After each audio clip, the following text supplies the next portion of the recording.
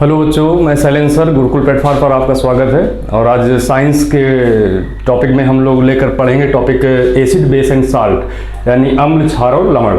तो चलिए शुरू करते हैं। इंपॉर्टेंट टॉपिक है, आप इसको ध्यान से सीखिए और देखिए जरा। तो अम्ल, क्षार और लवण,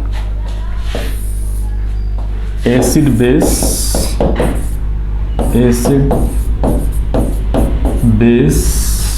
and salt, acid base and salt.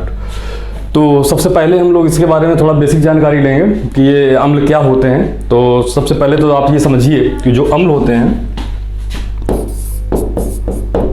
Acid, अम्ल और क्षार को लेकर के कई साइंटिस्ट ने अपने अपने व्यू दिए। उसमें से आपका जो सबसे पहला जो व्यू था, आर्हीनियस कॉन्सेप्ट था। आर्हीनियस कॉन्सेप्ट जो था, आर्हीनियस कॉन्सेप्ट के अनुसार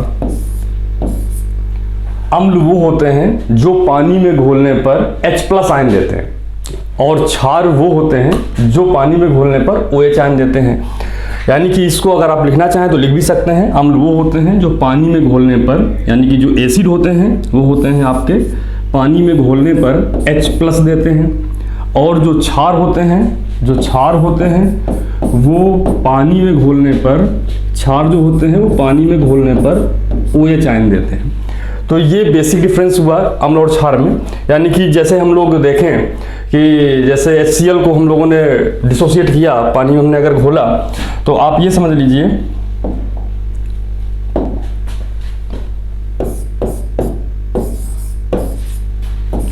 ये डिसोसिएट होगा H+ में, Cl- में। तो आपने कहा कि ये क्या हो गया, ये अम्ल हो गया। और अगर हम लोग डिसोसिएट करें NaOH को, जिसे आप लोग बोलते हो सोडियम हाइड्रोक्साइड, तो बच्चों ये Na+ और OH-, इसमें डिसोसिएट होगा। तो इसको हम लोग क्या कहेंगे, अम्ल, और इसको हम लोग क्या कहेंगे, क्षार। अब एक इसी को दूसरे शब्दों में हम, और एक साइंटिस्ट है जिन्होंने ब्राउनस्टेन-लोरी जिसे बोलते हैं, तो ब्राउनस्टेन-लोरी ने एक चीज कह दी कि एक तरीके से जो H+ है, ये क्या होता है, प्रोटॉन होते हैं। आप लोग अच्छे से जानते हो कि H को हम लोग इसका जो ये देखते हैं 1H1 होता है एक्चुअली, और इसमें जो प्रोटॉनों की संख्या होती है वो 1 होती है। तो इसमें जो प्रोटॉन होंगे तो 1 होंगे। तो एक तरीके से ये भी हम कह सकते हैं कि ये प्रोटॉन है। तो proton donor also acts as acid, यानी कि अम्ल, इन्होंने जो ब्राउनस्टेन-लोरी साहब थे उन्होंने क्या कहा कि अम्ल वो होते हैं जो प्रोटॉन डोनेट करते हैं, और क्षार वो होते हैं जो प्रोटॉन एक्सेप्ट करते हैं। तो इसको दूसरे शब्दों में प्रोटॉन डोनर भी कह सकते हैं, यानी कि प्रोटॉन दाता, ये क्या हो गए, अम्ल। H+ जो देंगे वो अम्ल होंगे, और जो प्रोटॉन एक्सेप्ट करेंगे वो क्षार होंगे। ये चीज किसने कही, ब्राउनस्टेन-लोरी ने। ये चीज किसने कही, और जो प्रोटॉन ग्राही होंगे,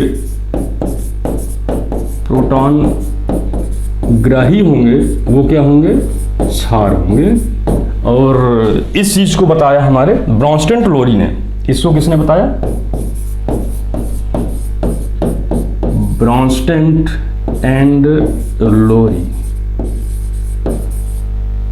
ब्राउनस्टेन और लोरी कॉन्सेप्ट था। उन्होंने अपनी परिभाषा इस हिसाब से कहा। उन्होंने कहा कि प्रोटॉन डोनर आर एसिड और प्रोटॉन एक्सेप्टर आर बेस। तो इस तरीके से फिर एक साइंटिस्ट और जिनका नाम आप लोगों ने सुना भी होगा, जिन्हें बोलते हैं हम लोग लुईस कॉन्सेप्ट। तो उन्होंने जो थ्योरी दी अम्ल और क्षार की, उन्होंने कुछ इस तरीके से इसे परिभाषित किया।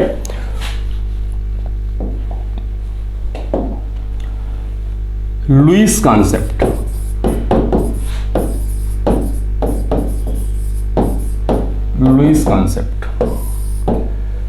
कॉन्सेप्ट, इन्होंने कहा कि जो इलेक्ट्रॉन पेयर डोनर होते हैं, यानी कि इलेक्ट्रॉन युग्म दाता होते हैं, उसे हम क्या कहते हैं, बेस कहते हैं।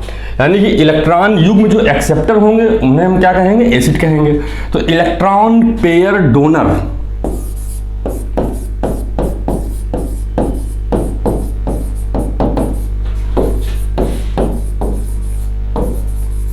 आर बेस, और इलेक्ट्रॉन पेयर एक्सेप्टर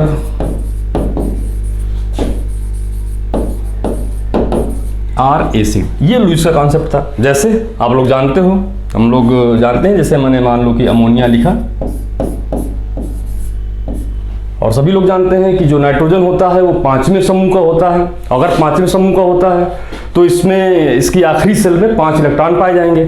लेकिन बॉन्ड कितने बन रहे हैं? 3 बॉन्ड बन रहे हैं। तो आप जानते हो कि इसको अगर हम रिप्रेजेंट करें तो इस तरीके से H और ये H और ये H। अब इसके पास आखिरी कक्षा में इसके 5 इलेक्ट्रॉन होते हैं, 3 बॉन्ड बन गए, जो 2 इलेक्ट्रॉन बचे वो ये रखें। तो इनको हम बोलेंगे कि एक इलेक्ट्रॉन पेयर इसके पास में बच रहा है। अब आपसे सवाल पूछा जाता है कि ये जो इलेक्ट्रॉन पेयर है ये किसी को क्या दे सकता है? हाँ, ये किसी को भी दे सकता है जिसके पास इलेक्ट्रॉनों की कमी होगी। तो सवाल आया कि NH3 क्या है? तो आप कहोगे कि ये बेस है। और किसके आधार पर बेस है? तो क्या कहोगे? ये लुईस के आधार पर बेस है, क्योंकि इसके पास ये जो लोन पेयर इलेक्ट्रॉन है ये क्या है? किसी को भी डोनेट कर सकता है। तो इस प्रकार से अमोनिया ये आपका हो गया लुईस बेस। और जो एक्सेप्ट करेगा, जैसे BF3 है यानी बोरान ट्राइफ्लोराइड है, वो एक्सेप्ट करता है तो वो कैसा होगा? वो लुईस एसिड के तरीके से काम करेगा। तो कुल मिलाकर के ये छोटे छोटे सवाल आ जाते हैं। आपको ये 3 साइंटिस्ट के नाम याद होने चाहिए। जैसे हमने बोला कि सबसे पहले आर्हेनियस कॉन्सेप्ट, उसके बाद ब्रॉन्सन लोरी कॉन्सेप्ट और उसके बाद लुईस कॉन्सेप्ट। तो आर्हेनियस के अकॉर्डिंग आप सिंपल सी डिफिनेशन, H+ को जो देगा वो एसिड, जो OH- को देगा वो बेस। ब्रॉन्सन लोरी के हिसाब से जो प्रोटॉन डोनर होंगे यानी प्रोटॉन जो दाता होंगे उन्हें हम एसिड कहेंगे, जो प्रोटॉन ग्रहण करेंगे उनको हम बेस कहेंगे। और लुईस के आधार पर जो इलेक्ट्रॉन युग्म दाता होंगे उन्हें हम क्या कहेंगे? बेस। और जो इलेक्ट्रॉन युग्म ग्राही होंगे उन्हें हम क्या कहेंगे? एसिड। तो ये बात खत्म होती है। इसके बाद एक साइंटिस्ट और आए, उनका नाम था सोरेनसन। तो सोरेनसन ने एसिड बेस को एक स्केल के थ्रू उन्होंने इसको विभाजित किया और जिसे उन्होंने नाम दिया pH स्केल। तो चलिए देखते हैं उनके बारे में भी सोरेनसन साहब ने क्या कहा। तो उन्होंने एक स्केल से इसको डिसाइड किया। उन्होंने कहा कि जो स्केल है वो एक उन्होंने नाम दिया pH स्केल। pH स्केल, आप सबसे पहले तो pH के बारे में जानते हैं। ये pH क्या है? आप इसको लिख सकते हैं। pH का कभी कभी तो छोटा सवाल आ जाता है कि बताइए pH का नाम क्या होता है, तो आपको यही पता होना चाहिए कि pH क्या होता है। तो pH को आप बोलते हो पावर ऑफ H आयन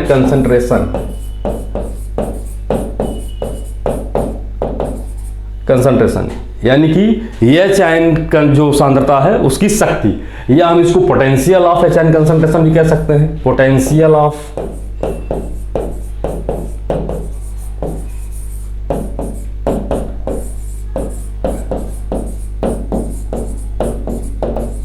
सारे क्वेश्चन आपके आए हुए एग्जाम में क्वेश्चन है। ये जो pH का पूरा नाम बताइए, power of H ion concentration, या इसे potential of H ion concentration, आप इसको कुछ भी कह सकते हो। तो इन्होंने इस स्केल के थ्रू डिसाइड किया कि जो अम्ल है वो क्या है और जो क्षार है वो क्या है। तो देखिए हम लोग इसको pH स्केल ड्रा करके और इसके बारे में थोड़ी सी जानकारी लेते हैं। तो चलिए देखते हैं इसको pH स्केल किस तरीके से उन्होंने क्लियर किया।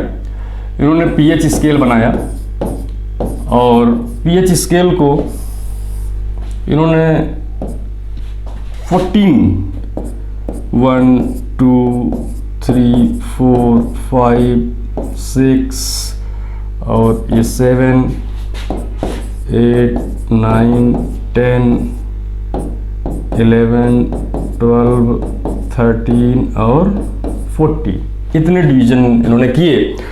और जो 7 के पहले जितना पोर्शन था इसको इन्होंने कहा अम्ल, यानी 7 से पहले इसे इन्होंने कहा क्या? एसिड, जिसे तो आप बोलते हो अम्ल। और 7 के बाद जो पोर्शन था इसको उन्होंने कहा क्षार, यानी इसे आप लोग बोलते हो बेस। और जिसका pH 7 होता है उसको इन्होंने कहा उदासीन, यानी कि न्यूट्रल। तो इसे इन्होंने कहा ये उदासीन है, न्यूट्रल। तो आपसे पूछा जाए ये किसने दिया, पीएच स्केल बाय सोरेनसन। आप ऐसे भी लिख सकते हो, सोरेनसन। तो pH scale given by Sorensen, जिसका पीएच 7 से कम वो अम्ल, जिसका पीएच 7 से ज्यादा वो क्षार, और जिसका पीएच 7 है उसे बोलते हैं हम लोग क्या, उदासीन। जैसे अभी हम लोग एग्जाम्पल लेंगे कि वाटर कैसा होता है, उदासीन होता है। क्यों, वाटर का जो पानी का जो पीएच है वो बेटा कितना होता है, 7 होता है, इसलिए उदासीन होगा। और जिसका पीएच 7 से कम है वो अम्ल है। अब आप कहोगे कि जिसका पीएच 2 है वो भी अम्ल है, जिसका पीएच 5 है या 6 है वो भी अम्ल है। तो इसमें डिफरेंस क्या हुआ, तो देखिए जिसका पीएच 2 है तो इसका मतलब है कि वो अम्ल है, लेकिन बहुत ही स्ट्रॉन्ग एसिड है। स्ट्रॉन्ग मतलब प्रबल अम्ल है। और जिसका पीएच 6 है वो अम्ल तो है, लेकिन कैसा है, वो दुर्बल अम्ल है। और यही कहानी आपकी इधर है। ये जिसका पीएच 8 है वो भी क्षार है, और जिसका पीएच 13 या 14 है वो भी क्षार है। क्योंकि यहाँ से पीएच ऐसे बढ़ता है, इंक्रीजिंग है, ये इंक्रीजिंग ऑर्डर है। तो आपने कहा कि अम्लता से क्षारकता की ओर हम बढ़ रहे हैं, तो यहाँ पर आपने ये डिसाइड किया कि जिसका पीएच 8 है वो भी आपका क्षार है, और जिसका पीएच 13 या 14 है वो भी क्षार है। तो डिफरेंस क्या है, जिसका पीएच 8 है आपने कहा कि वो दुर्बल क्षार है, जिसका पीएच 13 या 14 है वो क्या है, प्रबल क्षार। तो इसके आधार पर कुछ एग्जाम्पल आपके एग्जाम में पूछ लिए जाते हैं कि बताइए निम्नलिखित में से कौन सा दुर्बल क्षार है, प्रबल अम्ल है। तो उसका क्राइटेरिया यही होता है, यानी अगर जो बहुत स्ट्रॉन्ग एसिड है तो आप ये समझ लीजिए उसका पीएच कितना होगा, इसका पीएच होगा नियर अबाउट 2 या 3 के हिसाब से। जैसे आपसे कहा जाए कि आप नींबू का, सिरका का इसका पीएच कितना होता है, तो नियर अबाउट 2.2 के लगभग, यानी कि ये जो एसिडिक होता है तो ये स्ट्रॉन्ग एसिड होगा। और जितना ज़्यादा क्षार होगा यानी कि उसका पीएच ज़्यादा होगा, और उसका पीएच अगर 13-14 है जैसे सोडियम हाइड्रोक्साइड NaOH, तो वो होगा प्रबल क्षार होगा। तो आप आसान से 1-2 एग्जाम्पल आ जाते हैं, आप उनके बारे में देख लीजिए। तो जैसे आपसे कहा जाए कि प्रबल अम्ल कौन से होंगे, प्रबल अम्ल यानी कि स्ट्रॉन्ग एसिड बच्चों, स्ट्रॉन्ग एसिड। तो स्ट्रॉन्ग एसिड का एग्जाम्पल क्या होगा, आपने कहा कि इसका जो एग्जाम्पल होगा वो आपका उदाहरण है, एग्जाम्पल का मतलब उदाहरण है ये। और जैसे आपने कहा HCl हाइड्रोक्लोरिक एसिड, आप अच्छे से जानते हो, HNO3 नाइट्रिक एसिड, और आपसे कहा जाए तो H2SO4, इसे आप बोलते हो सल्फ्यूरिक एसिड, जैसे आप जनरल भाषा में तेजाब बोलते हो। तो ये सारे एग्जाम्पल आपको याद करने हैं स्ट्रॉन्ग एसिड यानी कि प्रबल अम्ल में। अब आपसे कहा जाए दुर्बल अम्ल बताइए।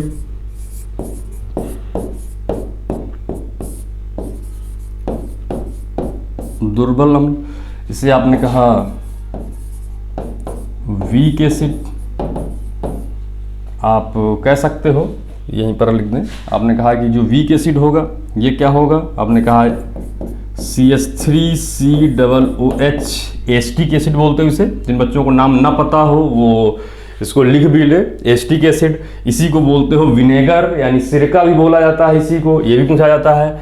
इसके बाद आपने कहा कि H2CO3, इसे आप बोलते हो कार्बोनिक एसिड, कार्बोनिक एसिड आप लिख लीजिए इसको, कार्बोनिक एसिड हो सकता है अगर नहीं आता हो तो कार्बोनिक एसिड। तो ये आपका क्या हो गया, दुर्बल अम्ल। अब आपसे पूछा जाए प्रबल क्षार, जैसे आपसे कहा जाए प्रबल क्षार यानी कि स्ट्रॉन्ग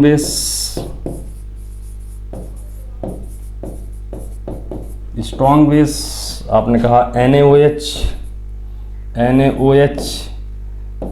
KOH, इसे आप बोलते हो सोडियम हाइड्रोक्साइड। NaOH को आप बोलते हो सोडियम हाइड्रोक्साइड, KOH को बोलते हो आप पोटेशियम हाइड्रोक्साइड। अब आपसे कहा जाए कि दुर्बल क्षार क्या होगा,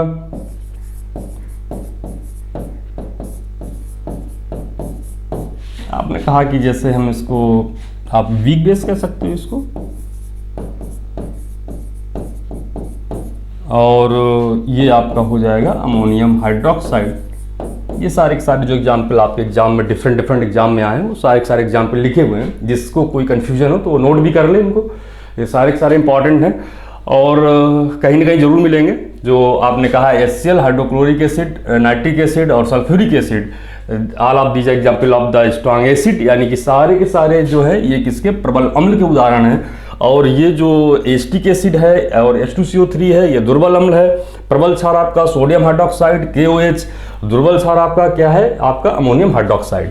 हाँ बेटा, तो ये सारे के सारे एग्जाम्पल आपके थे जो कि प्रबल अम्ल और दुर्बल अम्ल, प्रबल क्षार और दुर्बल क्षार के आप लोगों को याद होने चाहिए, आपने नोट भी कर लिए होंगे। अब इसी पर आधारित जो छोटी छोटी गणनाएं होती हैं, जैसे pH पर जो बोला जाता है, तो उनको हम लोग देखते हैं और उनको देखने के लिए सिंपल से जो कुछ पहले उसके बारे में जानकारी हमको करनी पड़ेगी और तब आप इसके बारे में अच्छे से कर लेंगे। तो देखिए, जैसे कहा जाए कि pH का एक्चुअली जो फार्मूला है वो सिंपल सा pH equal to minus log H positive, minus log H positive, इस तरीके से आप कर सकते हैं। POH अगर कहा जाए तो जिस तरीके से pH equal to minus log H positive, उसी प्रकार से POH equal to minus log OH negative कर सकते हो। OH निगेटिव का मतलब OH आयन। और अगर ये बोला जाए pH plus POH, pH plus POH, इसे आप बोलोगे कितने इक्वल होता है, 14 के। और H आयन और OH आयन का अगर हम मल्टीप्लाई करें इनका, तो आपने कहा कि ये होगा 10 की पावर माइनस 40, 10 की पावर माइनस 40, यानी कि आप 10 की पावर माइनस 14 आप इसको लिख सकते हो। तो ये बेसिक का आपके फार्मूले हैं जिनको आपको थोड़ा सा लर्न करना रहेगा। और सिंपली वैसे न्यूमेरिकल तो आपको हम ट्रिक से बता रहे हैं, आराम से निकाल लो, बट इनके बारे में थोड़ा सा आइडिया होना चाहिए। और एक बेसिक जो आप लोग फार्मूले लॉग के आप जानते ही हो, जैसे आपसे कहा जाए log m की पावर n इक्वल टू, आप इसे बोलोगे n log m, और log m upon n equal to log m minus log n। इस तरीके से आप इनको थोड़ा सा याद रखिए, तो इनको आप कर लेंगे। तो चलिए देखते हैं। बाकी log की बेसिक जानकारी तो आपको होगी, log 2 equal to 0.3010, log 2 log 3 की वैल्यू याद रहती है आपको, log 5 इक्वल टू 0.71 और log 7 इक्वल टू 0.85। ये अगर नहीं याद है तो log 5 इक्वल टू 0.70 कर दो, 71 कर दो। इसके बाद log 7 इक्वल टू 0.85। तो आप इससे आप सिंपल जो कुछ आंतरिक गणनाएं आती हैं, न्यूमेरिकल्स आते हैं, उनको आप सॉल्व कर लोगे। तो चलिए देखते हैं हम लोग, इनको आप थोड़ा सा नोट भी कर लीजिएगा, आपको लगाने में आसानी होगी।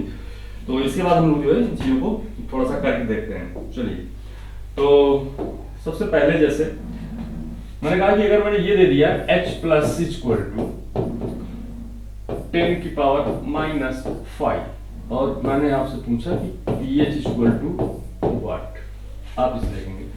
आपने कहा सिंपल, अभी आप लोगों ने पढ़ा कि H पॉजिटिव इक्वल टू 10 की पावर माइनस 5 है, तो pH इक्वल टू फार्मूला लगा दीजिए आप, pH equal to minus log H positive. आपने कहा ये माइनस लॉग H पॉजिटिव की वैल्यू रख दो, कितनी है, 10 की पावर माइनस 5, 10 की पावर माइनस 5। आप ये log m की पावर n की जगह यहाँ पर बेटा माइनस 5 है, तो माइनस 5 पहले आएगा।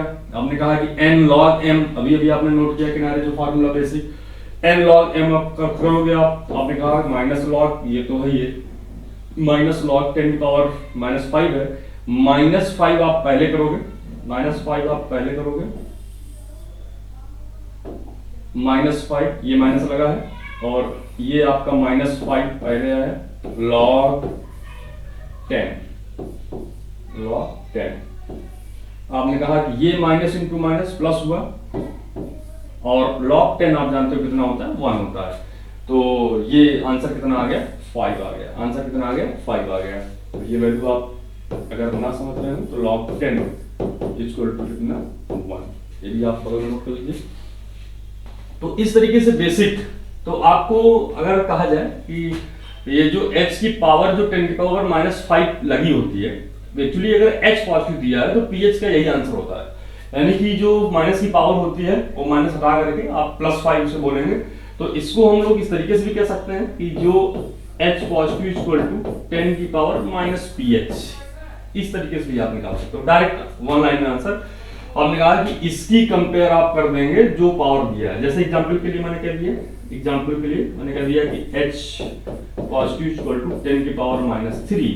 अब आपसे कहा मैंने pH इक्वल टू व्हाट, तो आपने कहा कि 10 की पावर -pH से इसका कंपेयर कर दो। h पॉजिटिव इक्वल टू 10 की पावर -pH, h पॉजिटिव उसने दिया है 10 की पावर -3, अब pH आपसे पूछा है तो ये देखेंगे h पॉजिटिव ये, h पॉजिटिव ये, 10 की पावर -3, 10 की पावर -pH, तो ये इसकी ये जो पावर है इसका कंपेयर कर देंगे तो -3 इक्वल टू -pH, यानी कि आपने डायरेक्ट निकाल लिया pH इक्वल टू 3, -pH है वो इक्वल टू कितना लिखा है -3। आपने कहा इससे डायरेक्ट आपने कह दिया pH इक्वल टू कितना आ गया 3। तो आप बड़े आसानी से निकाल सकते हैं इसको कि जो H पॉजिटिव की जो 10 की पावर माइनस में पावर होती है उसी को आप बोलते हो pH। चलिए देखिए एग्जांपल और देखते हैं। जैसे मैंने एग्जांपल लिया, एक एग्जांपल मैंने कहा कि अगर H पॉजिटिव इक्वल टू 10 की पावर -4 देन POH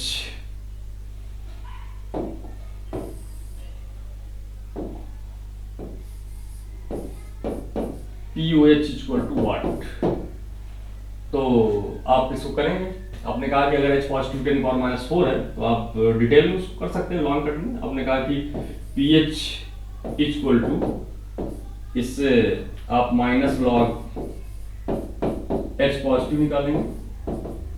आपने कहा कि H पॉजिटिव दिया है माइनस लॉग 10 की पावर -4, ये लॉग m की पावर n लॉग m -4 पहले आएगा तो ये आपका माइनस लगा है, ये -4 और ये बन गया आपका लॉग 10, तो आपका ये माइनस इंटू माइनस प्लस का, और लॉग 10 बेटा कितना हुआ 1, तो ये कितना हो गया 4 हो गया। अब आपने कहा कि एक्चुअली आंसर जो pH में नहीं पूछ रहा था वो पूछ के आ रहा था POH, तो आंसर आपका ये 4 नहीं होगा। आपने कहा कि ये जो POH पूछ रहा है तो निकला तो आपका pH, बट हम लोग एक रिलेशन भी जानते हैं pH plus POH equal to 14, अभी अभी हम लोगों ने लिखा, और pH plus POH equal to 14। आपने कहा pH आपका आया 4, ये आया 4 प्लस POH इक्वल टू 14। अब यहां से आपसे pH अगर POH पूछ रहा था 14 माइनस 4 इक्वल टू बच्चों कितना हो गया 10, ये हो गया आपका POH 10। तो इस तरीके से एक डाटा दे करके वो दूसरा पूछ सकता है, तो आप इस तरीके से उसको देख लेंगे। ध्यान देने की बात ये है कि अगर H पॉजिटिव दे रहा है तो आपका pH निकलेगा, और अगर उससे वो POH पूछता है तो आपका रिलेशन पता होना चाहिए pH और POH में, जो कि आपको मालूम है। तो इस तरीके से आसानी से हम लोग निकाल सकते हैं, या POH दे करके कभी कभी pH पूछ सकता है। इस तरीके से ये सारी चीजें आप आसानी से कर सकते हैं, तो आप आसानी से इसको लगा सकते हैं। तो आप शॉर्ट ट्रिक भी देख लीजिए कि 10 की पावर -pH जो पावर होती है यही इसका pH हो जाता है, और अगर POH पूछता है तो पहले POH, अगर OH दे करके पूछता है pH तो भी आप निकाल सकते हैं। एक एग्जांपल हम ले लेते हैं उसका भी। आपने कहा कि देखिए, जैसे आपसे कह दिया जाए कि OH नेगेटिव इक्वल टू 10 की पावर -8, तो pH इक्वल टू व्हाट, आप लोग कैलकुलेट कर सकते हैं, बड़े आसानी से कैलकुलेट कर सकते हैं। आप लगाइए, लगा करके आंसर भी लाइए आप इससे। तो आपने कहा कि ये OH अगर दिया है तो इससे हम लोग POH निकालेंगे पहले, जो कि आप डायरेक्ट बोल सकते हो 8, क्योंकि ये 10 की पावर -8 है तो पावर माइनस में चढ़ी होती है, उसी को आप POH बोलोगे। इसके बाद pH निकालना है तो pH प्लस POH में आपको रिलेशन पता है, तो चलिए हम लोग कर लेते हैं। आपने कहा अगर OH दिया है तो बच्चों हमेशा POH निकलेगा। आपने कहा कि POH निकालने के लिए हम क्या फॉर्मूला लगाएंगे, अभी अभी आप लोगों ने पढ़ा माइनस लॉग OH निगेटिव ये। अब आपने कहा कि माइनस लॉग OH इसकी वैल्यू कितनी है 10 की पावर -8, आप लॉग m की पावर n लगा दिया आपने, एक माइनस तो लगा ही है। अब आपने कहा कि ये क्या आ गया, ये आपने कहा कि -8 log 10, ये minus into minus plus log 10 बटा 1 कितना आ गया, ये 8 आ गया, 8 आ गया। सभी लोग समझ रहे हैं, ये जो माइनस इंटू माइनस प्लस 8 हो गया और log 10 1 हो गया। अब ये भी आप लोगों ने देखे सारे डाटा क्या हो, लेकिन उन्होंने एक्चुअली जो पीओएस था ये नहीं पूछा था, उन्होंने पूछा था आपसे पीएच। तो हम लोग जानते हैं, रिलेशन जानते हैं हम लोग, पीएच और पीओएच में क्या होता है। अभी एक कुछ सवाल हम लोगों ने किए भी हैं। आपने कहा कि ये जो पीएच है और पीओएच है इक्वल टू 14। अब आपसे पूछा क्या है, पीएच, अभी आपने निकाला क्या है, पीओएच। चलिए करते हैं, पीएच प्लस 8 इक्वल टू 14। इससे आप अगर पीएच निकालेंगे तो ये 14 माइनस 8 इक्वल टू बेटा कितना आ गया, 6। तो ये इस तरीके से आप बहुत आसानी से इसको लगा सकते हैं। और ये सब आए हुए एग्जाम के आपके क्वेश्चन है, छोटे छोटे क्वेश्चन है और बहुत ही ज्यादा कोई इसमें लॉजिक नहीं लगता, आसानी से आप निकाल सकते हैं। ध्यान देना केवल इतना है कि अगर OH देगा तो POH निकालोगे, H पॉजिटिव देगा तो PH निकालोगे, PH plus POH equal to 14 होता है। इस तरीके से कोई एक चीज देकर के आप दूसरा आंसर निकाल सकते हो। अब डिफरेंट कुछ रेंज पूछ देता है कि बताइए इसकी रेंज किसकी क्या होगी, तो आप जानते होंगे एक दो चीजों के। तो जैसे कि आपको मालूम होना चाहिए कि जैसे हमने कहा कि ब्लड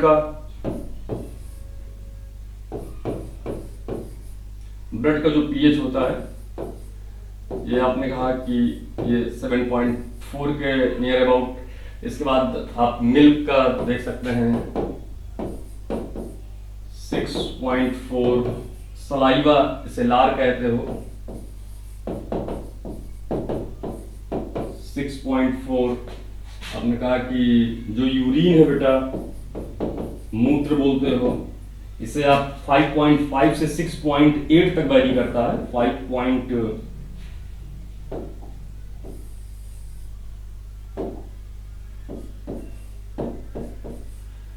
5.5 से लेकर के 6.8 तक वेरी करता है। आप आसानी से कह सकते हो, जैसे आपने कहा कि वाटर न्यूट्रल होता है, इसका पीएच बेटा 7 होता है। आपने कहा कि जैसे सिरका है या विनेगर जिसे बोलते हो, इसका आपका 2.2।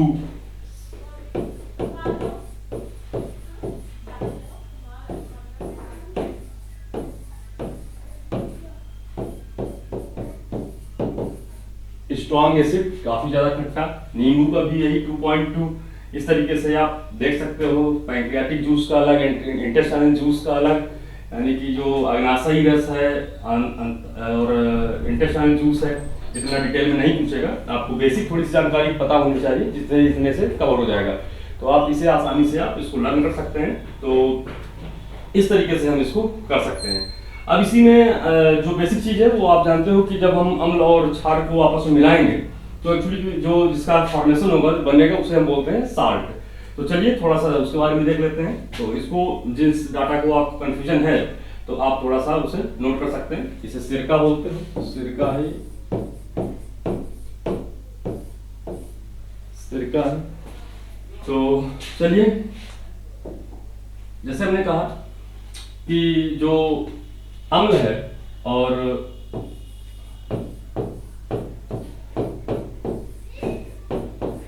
प्लस क्षार, लवण, यानी कि जो acid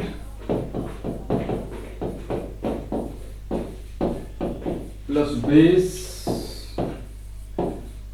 equal to salt.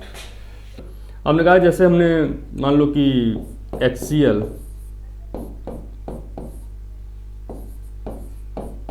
Plus NaOH, आपने कहा कि NaCl और प्लस H2O बन गया। हमने कहा और एक एग्जाम्पल लेते हैं। इसे आप बोलते हो CH3COOH, acetic acid plus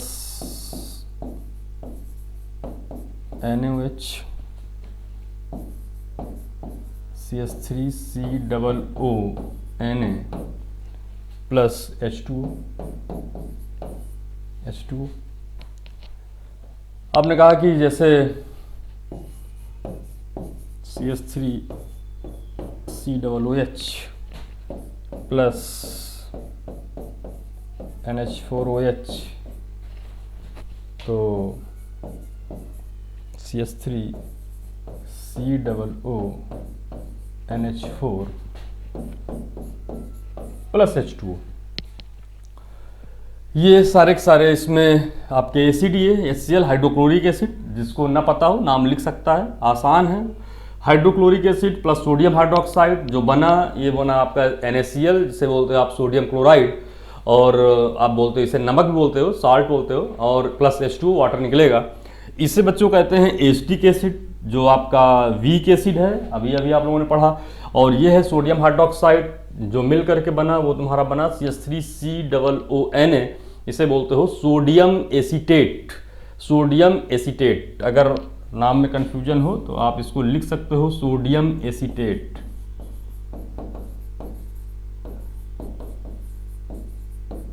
sodium acetate और प्लस वाटर, ये आपका एसिटिक एसिड और ये अमोनियम हाइड्रोक्साइड है, तो ये बना आपका जो है अमोनियम एसीटेट और plus water CH3COONH4।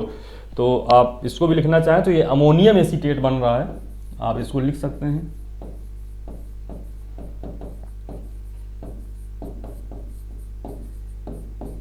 Ammonium acetate.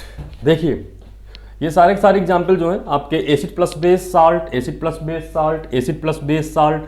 अब देखना ये है, आपने कहा कि ये जो HCl है और प्लस NaOH है, तो यहाँ पर जो हाइड्रोक्लोरिक एसिड है और जो सोडियम हाइड्रोक्साइड है, तो ये दोनों की जो स्पीसीज है ये दोनों स्ट्रांग है, यानी कि दोनों प्रबल है। एक ये प्रबल अम्ल है, ये प्रबल क्षार है। और यहाँ पर अगर देखा जाए तो CH3COOH प्लस NaOH ये आपका एसिटिक एसिड है, ये आपका जो दुर्बल अम्ल है, और ये आपका प्रबल क्षार है। यहाँ पर देखा जाए तो CH3COOH प्लस NH4OH, इसे बोलते हो सोडियम हाइड्रोक्साइड, इसे बोलते हो एसिटिक एसिड। ये बेटा दुर्बल अम्ल है और ये दुर्बल क्षार है, और बन रहा है जो आपका ये साल्ट कहलाएगा, यानी कि CH3COONH4 प्लस H2O। तो ये आपका जो फॉर्मेशन ऑफ साल्ट है, तो इनको हम लोग यहाँ पर अगर ये देखें कि जो फर्स्ट है रिएक्शन, ये HCl plus NaOH, NaCl plus H2O, ये दोनों की स्पीसीज स्ट्रांग होती है जब, यानी hydrochloric acid plus sodium hydroxide, ये भी स्ट्रांग, ये भी स्ट्रांग, ये प्रबल अम्ल और ये प्रबल क्षार। तो ऐसी अपक्रिया को हम क्या कहते हैं? उदासीनीकरण की अपक्रिया, यानी कि न्यूट्रलाइजेशन रिएक्शन। क्या है ये? Neutralisation reaction.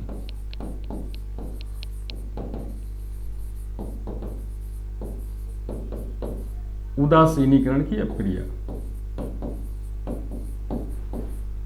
उदासीनीकरण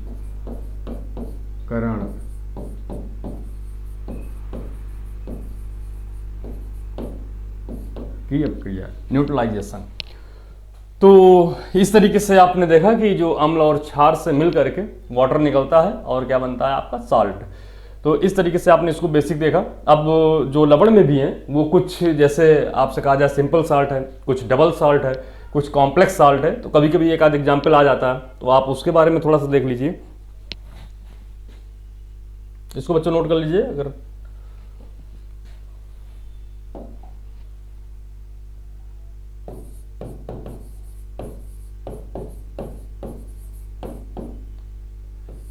सिंपल साल्ट यानी कि साधारण साल्ट आपने अभी भी देखा, जैसे NaCl, आपने कहा डबल साल्ट,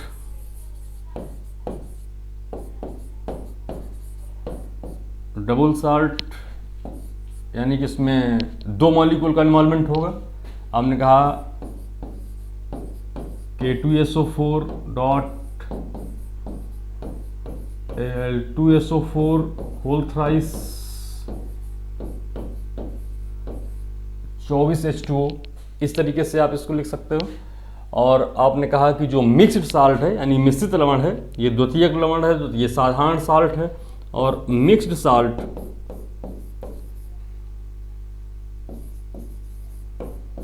इसे कॉम्प्लेक्स साल्ट भी कहते हो।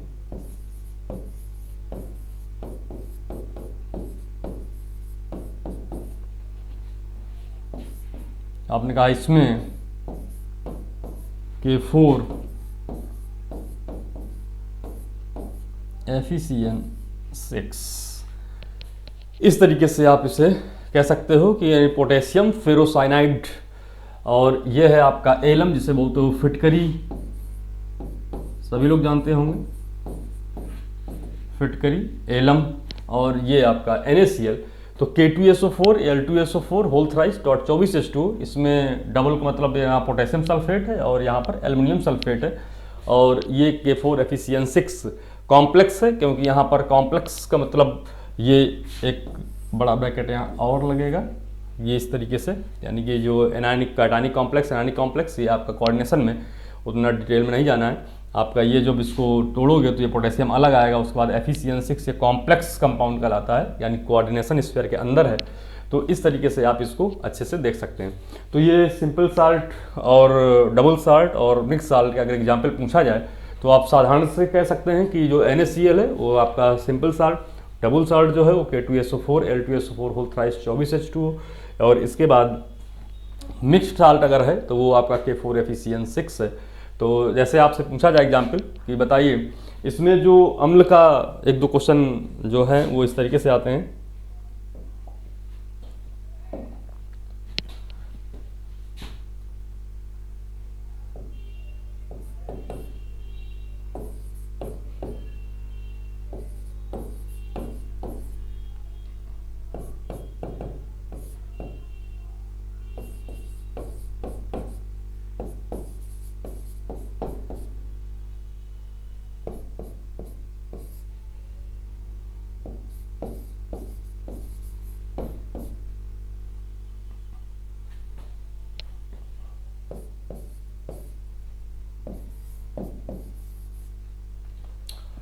पूछा जाए निम्नलिखित में से कौन सा अम्ल है, निम्नलिखित में से कौन सा अम्ल है।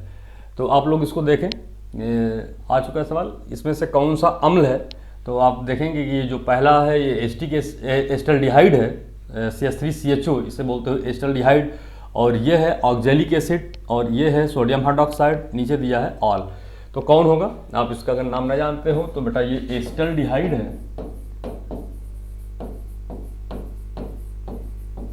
एस्टल्डिहाइड। ये क्या है, ऑक्जेलिक एसिड। ये क्या है,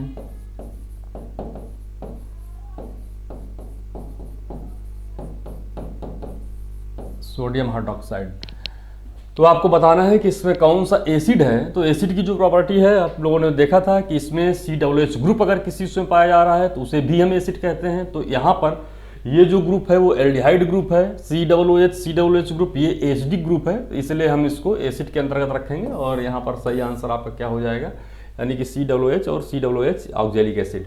तो इस तरीके से आप समझ सकते हैं, अगर एस्टल्डिहाइड की जगह एसिटिक एसिड होता तो उसको हम एसिड कह सकते थे। आप इनके फंक्शनल ग्रुप को जरूर याद रखिएगा, उससे आसानी होगी पहचाने में कि जब COOH ग्रुप एसिडिक ग्रुप कहलाता है, यानी कि जिस कंपाउंड में COOH ग्रुप पाया जाता है, या आप ये कह सकते हैं ऑक्सीजन का कंटेंट मोर देन 50% होता है, वो भी अम्ल कहलाते हैं। तो इस प्रकार से हम लोग इसको पहचान सकते हैं। तो आप इन ग्रुप के लिए जरूर इसको याद रखें। आप याद रखेंगे कि अगर COOH ग्रुप है, COOH ग्रुप है, तो इसे हम बोलते हैं एसिडिक ग्रुप, एसिडिक ग्रुप, अम्लीय ग्रुप है ये। तो COOH ग्रुप लगा होना चाहिए। और अगर हम ये कह दें CHO ग्रुप लगा है तो इसे आप क्या बोलोगे, एल्डिहाइड, एल्डिहाइड। अगर OH ग्रुप लगा है तो इसे क्या बोलोगे, एल्कोहल। अगर C double bond O CO group लगा है तो इसे क्या बोलोगे आप, कीटोन। और अगर single bond O single bond लगा है तो इसे क्या बोलोगे आप, ईथर। तो इस तरीके से आप इसको क्लासिफाई कर सकते हैं कि कौन सा एसिडिक ग्रुप है, कौन सा इसमें एग्जाम्पल क्या होगा। तो आप इसको आसानी से पहचान सकते हैं। और जिसमें जो O होगा, वो जिसका परसेंटेज ज़्यादा होगा तो उसका उसमें जो ज़्यादा एसिडिक होगा वो, और COOH ग्रुप एसिडिक ग्रुप कहलाता है। और इस तरीके से आप इसको क्लेरिफाई कर सकते हैं। तो ये सारा का सारा डिटेल में लगभग एसिड और बेस के बारे में हुआ और साल्ट के बारे में हुआ। और इसमें से आप बेसिक तरीके से आप pH के बारे में आप ध्यान कर सकते हैं, pH के बेसिक फार्मूले याद रख सकते हैं pH का जो शॉर्ट ट्रिक है आप उसको याद रख सकते हैं कि H पॉजिटिव इक्वल टू 10 की पावर माइनस pH होता है। आप एग्जाम्पल याद कर सकते हैं weak acid, weak base, strong acid और स्ट्रांग बेस के बारे में किस तरीके से किस किस कॉन्सेप्ट के आधार पर इनको क्लेरिफाई किया गया। हम लोगों ने पढ़ा ये सारा का सारा जो आर्हेनियस कॉन्सेप्ट था, ब्रांसलरी कॉन्सेप्ट है, लुईस कॉन्सेप्ट है, इनके बारे में कैसे हम डिसाइड करते हैं कौन एसिड है कौन बेस है, प्रोटॉन डोनर क्या होते हैं, प्रोटॉन एक्सेप्टर क्या होते हैं, लुईस कॉन्सेप्ट क्या होता है, लुईस के आधार पर जो इलेक्ट्रॉन पेयर डोनर होते हैं वो बेस होते हैं। आपको थोड़ा सा आइडिया होना चाहिए और उससे आपको कन्फ्यूजन नहीं होगा। तो ये हम लोगों ने पूरा किया, यानी कि एसिड बेस और साल्ट, इसमें से सारे के सारे इंपॉर्टेंट पॉइंट थे आपके, और ये ग्रुप भी आपको याद रखने हैं। और फिर इसके बाद हम लोग फिर अगले नेक्स्ट वीडियो में कुछ नया टॉपिक लेकर के आएंगे। तो ये आपका कंप्लीट होता है नेक्स्ट वीडियो में बच्चों। फिर हम लोग फिर मिलते हैं। आपको क्वेरी अगर करनी है या कुछ ऐसा है तो आप लिंक में नीचे टेलीग्राम चैनल का लिंक दिया गया है, आप उसमें ज़रूर आप उसको नोट करिए और कमेंट्स बॉक्स में ज़रूर आप अपना सजेशन दीजिए। तो और इसको आप चैनल को सब्सक्राइब करें, शेयर करें अधिक से अधिक। फिर बाकी हम लोग मिलते हैं बेटा नेक्स्ट टर्न में और नेक्स्ट लेक्चर में एक नए टॉपिक के साथ में। Okay, thank you.